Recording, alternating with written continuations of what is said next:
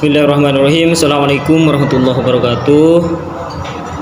Sebelumnya perkenalkan, nama saya Husnul Hitam, program studi Tadris Bahasa Indonesia, di mana di sini saya akan menjelaskan mengenai fonologi bahasa Madura.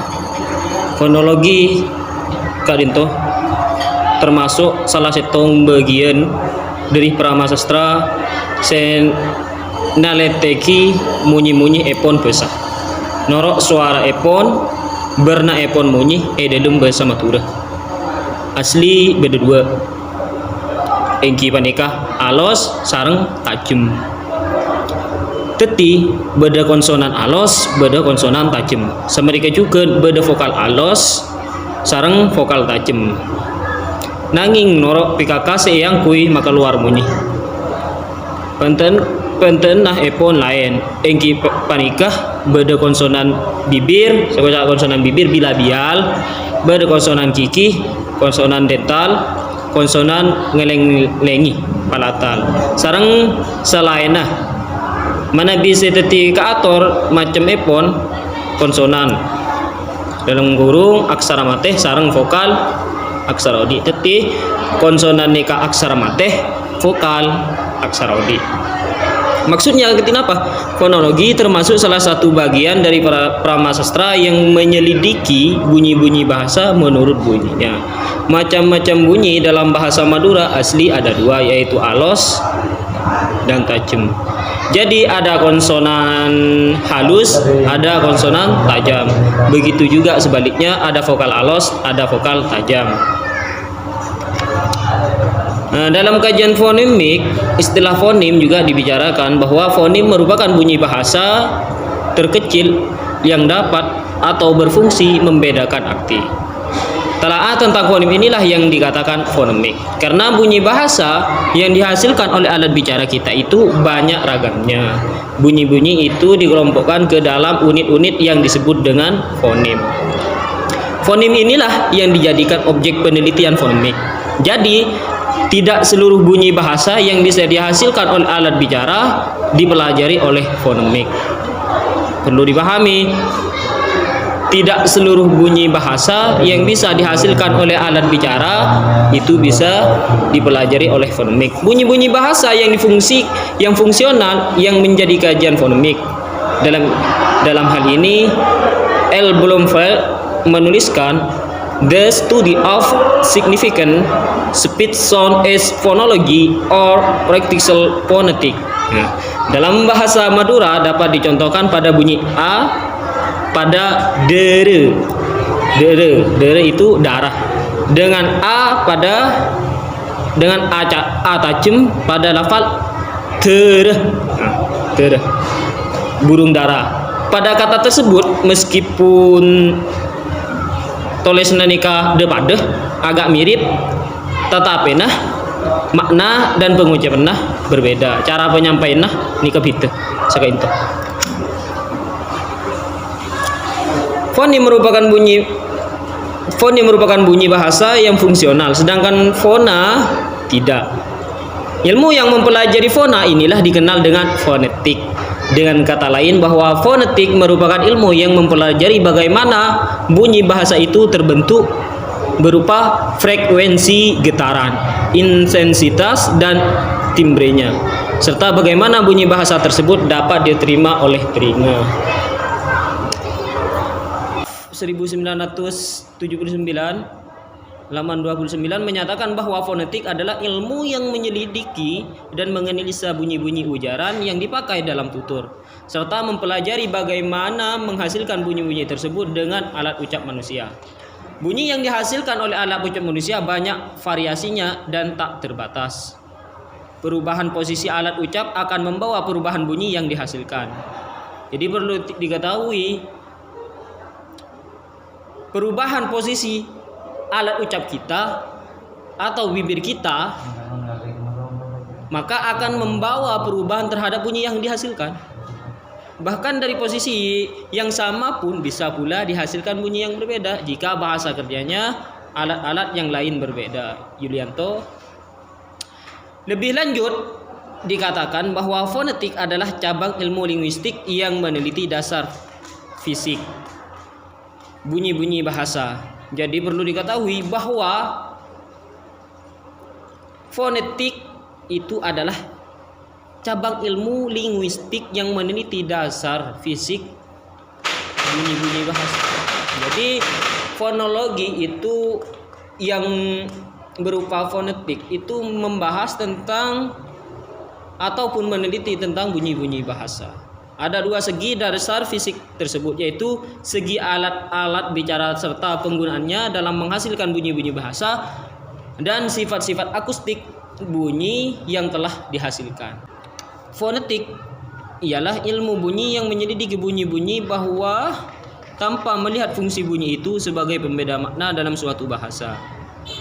Fonetik menyelidiki bunyi bahasa dari sudut tuturan atau ujaran.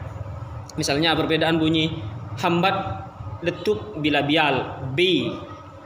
Saya sebut bilabial bertemunya bibir atas dengan bibir bawah. Kalau di bahasa Arab itu adalah ba. Cepat keluarnya ba. Dalam ilmu tajwid. Tak beraspirasi dengan BH. Beraspirasi dalam bahasa Madura. Pada kata bibi dan pipi itu kan berbeda. Bibi dan pipi. Tulisannya berbeda, tapi cara pengucapannya itu sama. Oleh karena itu, contoh tersebut dapat membedakan cara pengucapannya dan tidak membedakan makna di antara keduanya. Jadi, pada kata bibi dan pipi itu sama dari segi pengucapannya, namun tidak membedakan makna di antara keduanya. Sehingga pada kata pipi tersebut harus diucapkan dengan letupan berat, karena bunyi-bunyi itu dalam bahasa yang bersangkutan tidak membedakan makna, akan tetapi hanya membedakan pengucapan saja. Dengan kata lain, fonetik ialah ilmu yang menyelidiki dan berusaha merumuskan secara teratur tentang hak ihwal bunyi bahasa. Bagaimana cara terbentuknya, berapa frekuensinya, intensitas, imbrenya sebagai getaran udara, dan bagaimana bunyi itu diterima oleh telinga. Kata sifat fonetik adalah fonetis. Nah, sekarang saya akan membahas tentang fon-fon bahasa Madura, klarifikasi dan deskripsi fon. Poin A di sini membahas tentang klarifikasi dan deskripsi vokoid. Dalam bahasa Madura dapat dibagi menjadi 13 bunyi vokoid yang terdiri atas I, U, E taleng, E, O, E, C, A, I, dan bunyi-bunyi vokoid tersebut dapat dipilah sebagai berikut. 1. Klarifikasi bunyi vokoid berdasarkan parameter tinggi. Nadanya yang tinggi atau parameternya yang sangat tinggi ialah ada 5 buah bunyi vokoid tinggi bahasa Madura. Di antaranya adalah I, U, dan U. A membahas tentang vokoid tingginya I, merupakan vokoid depan tinggi, tertutup, dan tidak bulat. Cara pengucapannya itu tidak bulat dalam mulut, sehingga pengucapan bunyi ini dengan mengangkat tinggi-tinggi lidah bagian depan. I. Bentuk bibir tidak bulat dan rongga mulut seolah-olah tertutup oleh lidah. I seperti itu. Contohnya iya, mertih, bentikah. Itu kan vokoidnya I itu tinggi, tertutup, dan posisi mulut itu tidak bulat, seperti itu. Yang kedua adalah B. Yang poin B tentang I besar, merupakan vokoid tengah, tinggi, vokoid tengah, tinggi, tertutup, dan tidak bulat. Pengucapan bunyi ini dengan mengangkat tinggi bagian tengah, bibir tidak bulat, dan rongga mulut seolah tertutup oleh lidah, seperti ilmu,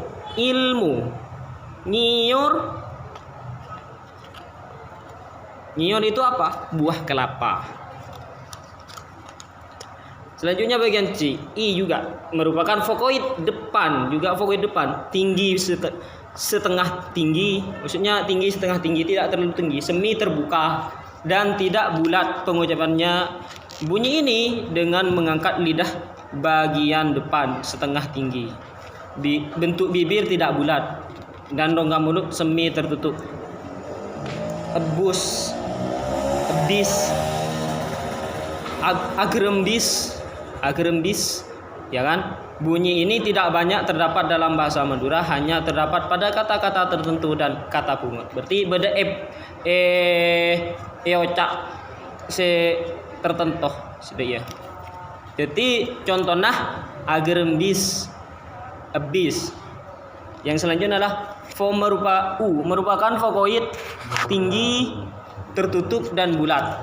Berarti pengucapan bunyi ini dengan mengangkat tinggi-tinggi lidah bagian belakang. Bentuk bibir merupakan vokoid belakang tinggi, tertutup dan bulat. Pengucapan bunyi ini dengan mengangkat tinggi-tinggi lidah di bagian belakang. Bentuk bibir konong, bencolok terbuka. Undeunan berarti undeunan kayak itu daun-daunan. Terus abeu itu kan vokoid belakang, merupakan vokoid belakang itu. Adalah yang agak besar adalah vokoid belakang tinggi, bulat, semi tertutup. Pengucapan bunyi ini dengan mengangkat lidah bagian belakang setengah tinggi, bentuk bibir bulat dan rongga mulut setengah tertutup. Bunyi ini tidak banyak terdapat dalam bahasa Madura, akan tetapi hanya terdapat pada kata seru dan kata pungut. Seperti contoh urusan, duadu, aduh. Kalau bahasa Indonesianya seperti itu. Lanjut. Yang kedua, klarifikasi bunyi vokoid berdasarkan parameter tengah. Vokoid tengah, keluh. Bunyi vokoid tengah bahasa Madura berdatalok I, E dan O.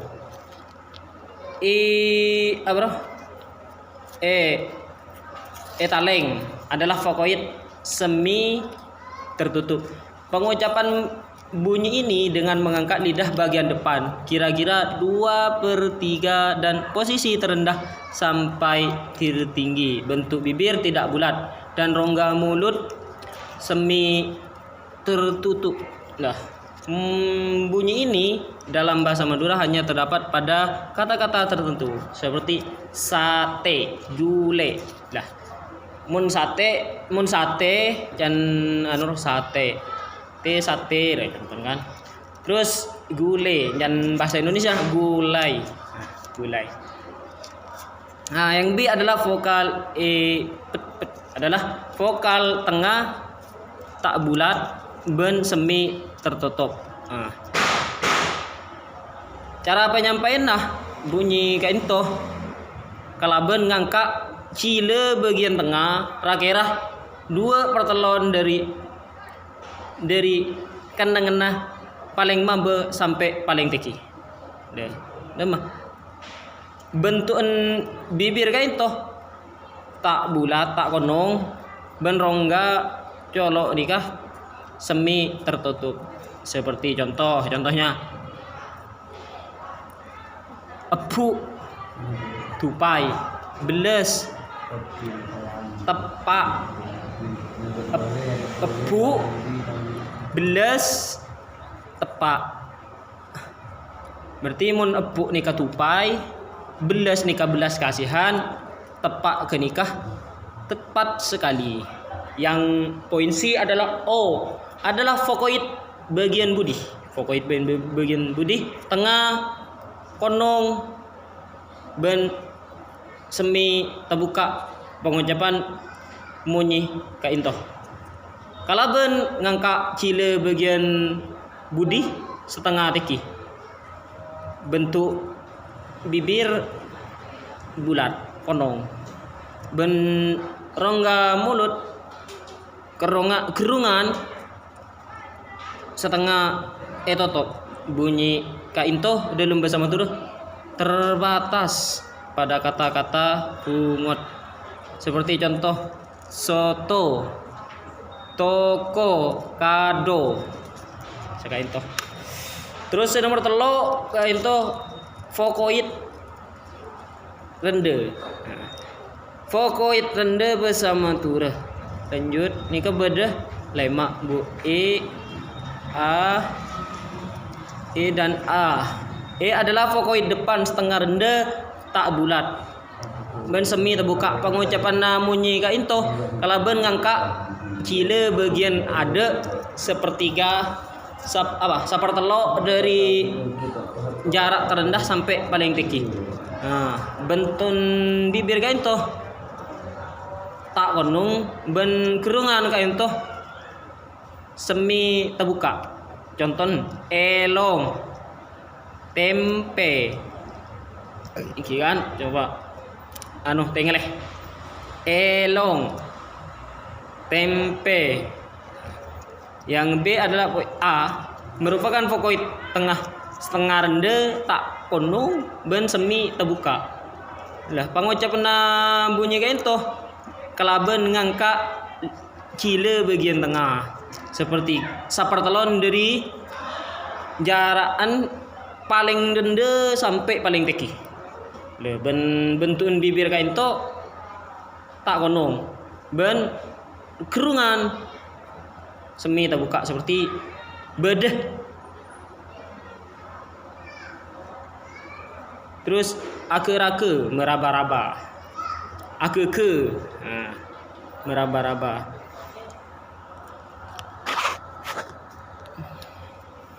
C merupakan yang poin C adalah tanda petik di atas ya, merupakan vokoid tengah setengah rende konung ben semi terbuka. Terus cara penyampaian bunyi kain toh kalau ben ngangka cile bagian tengah sepertelo dari jarakan terende sampai paling tinggi. Bentun colok bibir nikah konong dari pas semi terbuka. Bunyi dalam bersama turah sangat terbatas, hanya sebagian bedah neng kata-kata pungut. Contoh enga aing asar, aing asar asao. Terus poin D adalah E merupakan vokoid aropa aki vokoid budi tengah bebe konung pas semi terbuka. Lah terus penyampaian ada mah pun apa suara kain toh kalaben ngangka cile bagian budi rakera sepertelon dari jarak paling mabe ben sampai paling tinggi. Bentun bibir kain toh konong rongga mulut semi terbuka atau kerungan semi terbuka seperti ini contoh kompah pao kompor. Terus yang poin E adalah vokoid A, vokoid tengah rende tak bulat atajem ya alos vokoid tengah rende tak bulat ben terbuka. Le cara penyampaian bunyi kain to kalau ben cile bagian tengah kain to bedeh neng posisi paling rende bibir kain to tak konong ben kerungan nikah terbuka seperti contoh anak sangkolan pacak pangkas. Mungkin hanya ini yang dapat kami sampaikan, kurang lebihnya mohon maaf. Wabillahi taufiq wal hidayah. Assalamualaikum warahmatullahi wabarakatuh.